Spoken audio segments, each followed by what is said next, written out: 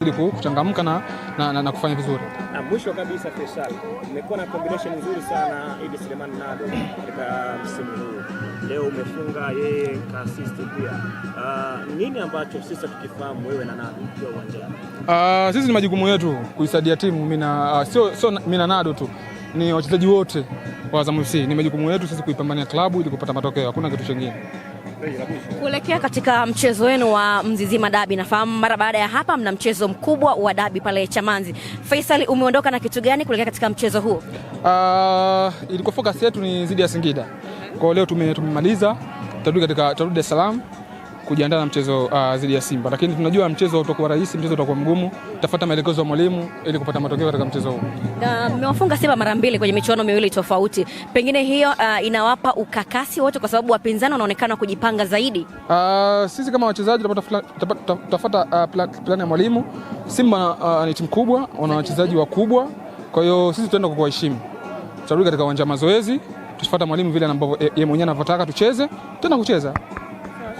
Waziri wa Fedha Mwigulu Lameck Nchemba, tuseme kama mlezi wako ambaye alikutoa JKU akakupeleka Singida, baadaye akakupeleka Yanga akakutoa zawadi. Ametoa ushauri. Amesema anafikiri ni muda sasa hivi wa kwenda wewe Simba Sports Club kwa namna ya kiwango chako. Inatakiwa uende Simba na baadaye uende ukamalizie Singida pale kama zawadi. Katika ushauri huu una kitu gani ambacho wewe cha kusema? Unafikiri ni muda sahihi wa wewe kwenda Simba? Mbona kama mtego? Waziri wa Fedha mlezi wako amezungumza hivi.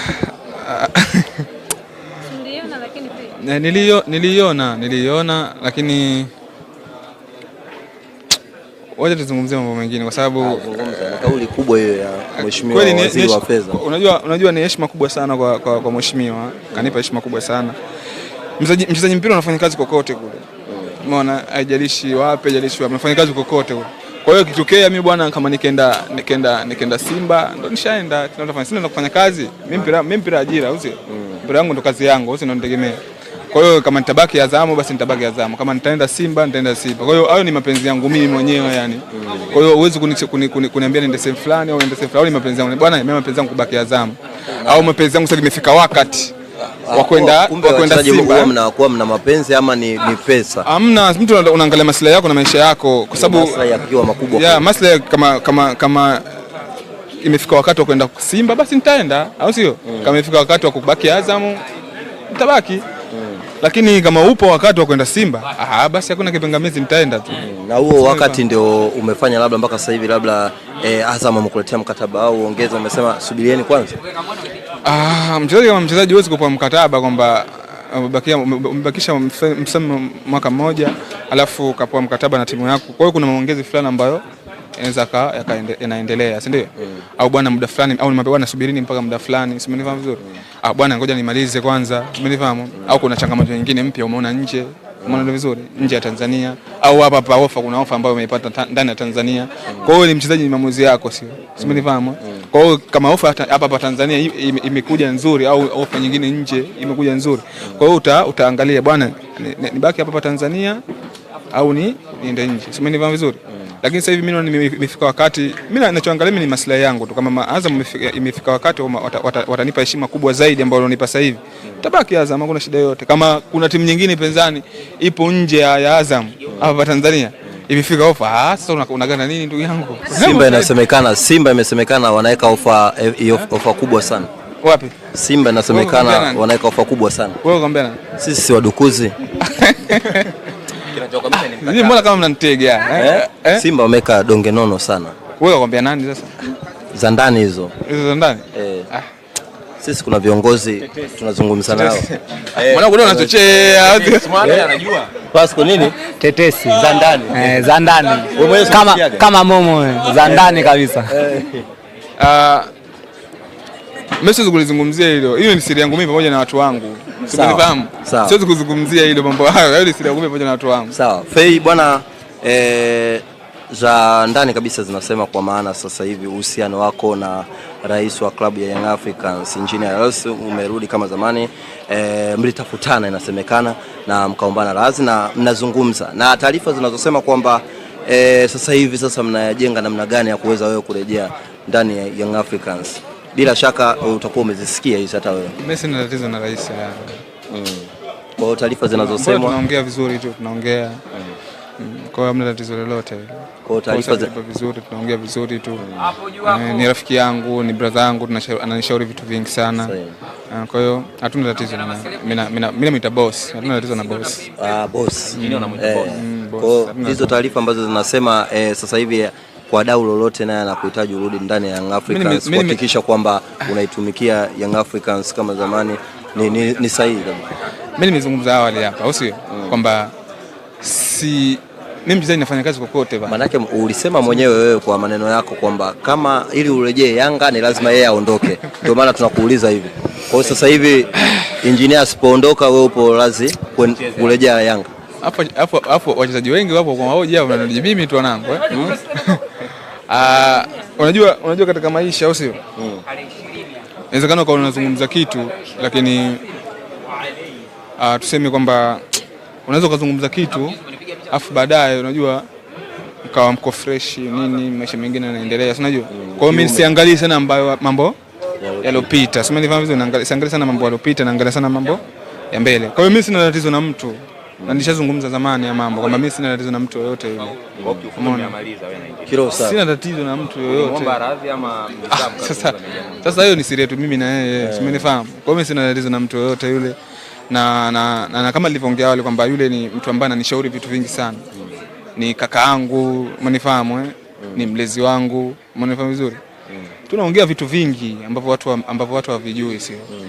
Kwa hiyo kuhusu hilo mbona hakuna tatizo lolote. Watu tuna publish wanaongea hivi, lakini mimi sina tatizo lolote. Mimi mwenyewe najua kama bwana Fedi mwanangu mimi. Mwanangu sana. Sio sana tena sana. Bwana mimi swali langu kwako la mwisho kabisa. Ile ndoto ya Munike bado ipo, inaishi? Kila mchezaji anatamani kwenda kucheza nje. Simenifahamu? Barcelona mbaya sana kwa sababu imesaidia kupunguza gap kutoka 5 mpaka 3, na tunaanza kulifanyia kazi hilo gap la pointi 3 namna gani ya kuliyeyusha. Niliwaambia siku moja gap la pointi 5 tutaliyeyusha mithili ya theluji inavyoyeyuka juu ya mlima Kilimanjaro. Ndo ilikuwa ndo kazi. Ndo wanasema wamenyimwa penalti. Na kweli tukiangalia pale wamenyimwa penalti.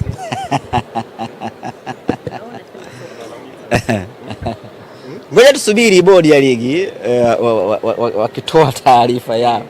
Wanaweza wakatoa taarifa wakasema penalti halali. Kama ilivyokuwa goli halali.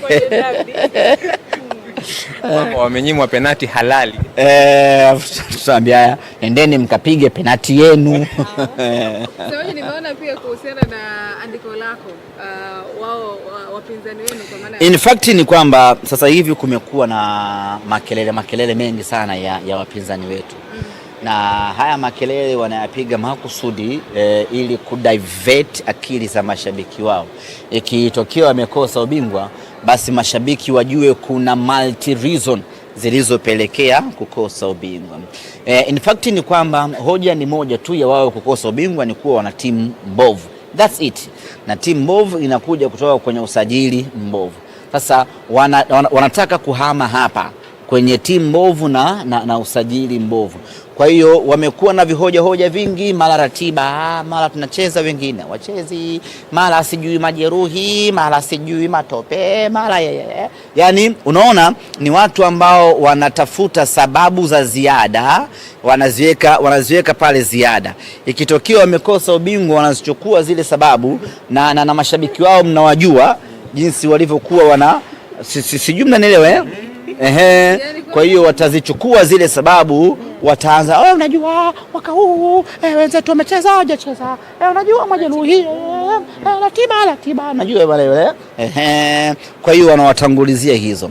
Hawataki sababu ya msingi ikajadiliwa. In fact ni kwamba wanaogopa moto wa Simba Sports Club tunaokuja nao. Wanahofia ushindani wa mnyama tunaokuja nao. Mitego yote ambayo wametuwekea tumeifyatua, kasoro wa Dodoma Jiji na bado hatujamalizana naye. Mitego yote ambayo wanatuwekea tunaifyatua mfyatuo mbaya. Yeye mwenyewe ameponea chupu. Sasa wameanza kutafuta sababu mapema. Uhalisia ni kwamba wanaiogopa timu yetu, wanahofia ubora wetu, wanamwogopa Libase Geye, wanamwogopa Anicet Oura, wana mashaka na Yusuf Kagoma, hawana imani na ubora wa timu yetu, wanapata mashaka.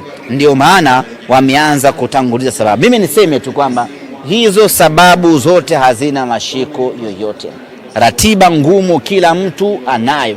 Ukitoa mechi hii ya TRA ambayo imeahirishwa kutokana na sababu za mvua, sisi tungetoka pale, tungeenda kucheza Mwanza, bado tupo kwenye mbanano ule, hakuna ambaye yuko honeymoon. Na kama issue ni majeruhi, wao wana majeruhi wanakaa wiki mbili wanarudi, sisi tuna majeruhi wanakaa msimu mzima nje. Yuko wapi Abdulrazak Hamza? Huyo anamzungumzia beki wa kikosi cha kwanza, yuko nje muda huu anauguza mguu. Yuko wapi mlinda mlango namba 1 wa Simba Musa Kamara? Yuko nje muda huu. Yuko wapi Mohamed Bajaber? Hata kumfaidi hatujamfaidi. Yuko wapi Wilson Nangu kitasa huyo wa kikosi cha kwanza? Yuko nje. Sasa sisi tuna majeruhi ambao watarudi mwakani na hamuwazi na hatuwazi, tunapambana, hatulalamiki, tunapambana. Kwa hiyo tuendeleze msondo. Haya maneno ya kutafuta sababu hayawezi kuwa. Kwa hiyo wana timu bora. Bila shaka. Wana timu bora. Bila shaka. Sajili ni mbovu. Mtajie pale msajili gani mzuri mwaka huu? Mohamed Damaro Kamara. Wavunja kuna. Maria Depo. Alan Okello.